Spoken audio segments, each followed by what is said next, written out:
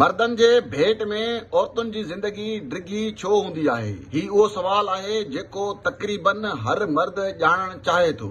अक्सर अवां ॾिठो हूंदो त केतिरियूं ई अहिड़ियूं औरतूं आहिनि जंहिं जा मुड़ुस विरहे अॻु फौत थी चुका आहिनि, पर उहे औरतूं अॼु बि तंदुरुस्त ज़िंदगी गुज़ारे रहियूं आहिनि। मर्दनि जे भेट में औरतुनि जी उमिरि वधीक हुअण वारी गुझारत ते अहम तहक़ीक़ कई वई आहे। चीन जे हिकु यूनिवर्सिटी चिंगडाओ जे तहक़ीक़ में साबित थियो आहे त मर्दनि जे भेट में औरतुनि ते वर्ज़िश जो वधीक असर थिए थो। इन तहक़ीक़ में 4 लख खां वधीक माण्हुनि खे शामिल कयो वियो आहे। मर्द ऐं औरत हिकु जेतिरी वर्ज़िश कनि त औरतुनि खे मर्दनि जे भेट में वधीक फ़ाइदा थींदा आहिनि, पर नतीजनि मां इहा बि ख़बर पवे थी त औरतुनि जे भेट में मर्द वधीक अंग में बाक़ाइदगीअ सां वर्ज़िश कनि था।